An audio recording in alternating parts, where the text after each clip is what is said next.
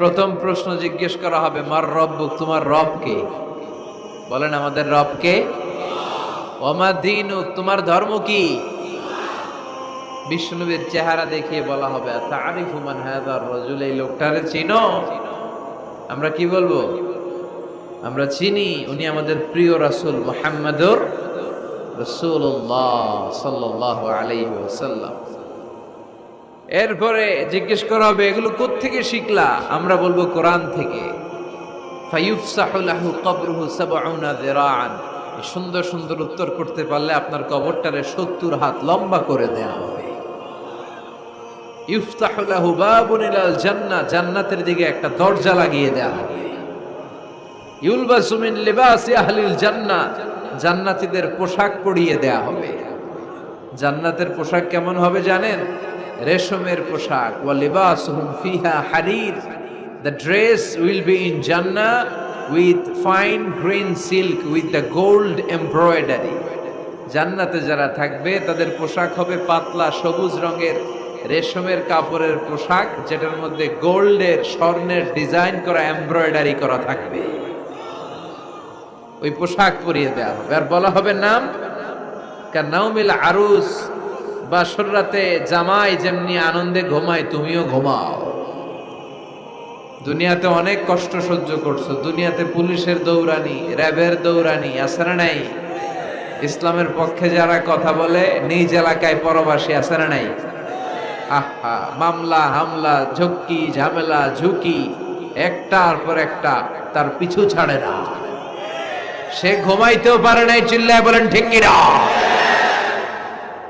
আনন্দের ঘুম আমরা সেদিন দেব ইনশাল্লাহ, ঘুমেন না? নাম কানাউমিল আরুস, বাসর রাতে বর যেমনি কনেকে নিয়ে ঘুমায় ঘুমাও। দুনিয়াতে ঘুমাইতে পারো নাই, দুনিয়াতে খালি দৌড়াইছো। কি করছো? দৌড়ানির উপরে ছিল। আজকে দৌড়ানি নাই, আজকে দৌড়ানি হবে ওই দলে।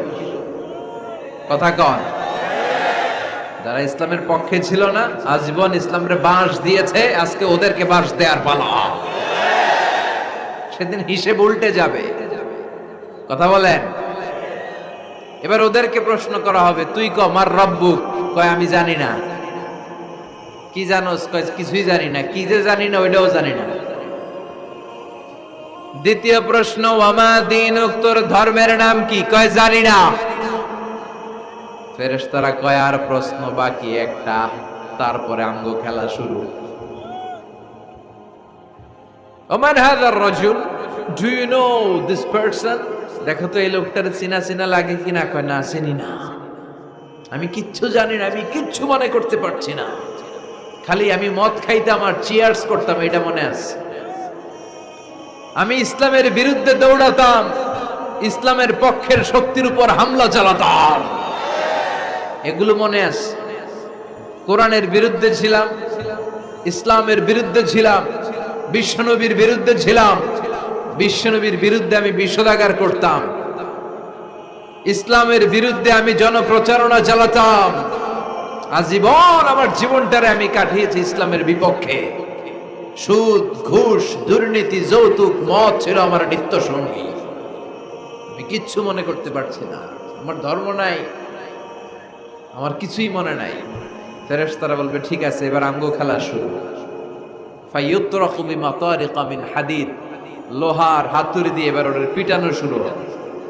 পিটাতে পিটাতে ওর গায়ের গোশত আর মাসেলগুলো থেতলে ফেলা হবে। ইয়াকালু লিল আরদি ইলতাইমি, জমিনকে বলা হবে চাপ দাও।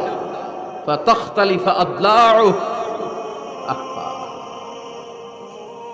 ওয়াল আয়াযু বিল্লাহ।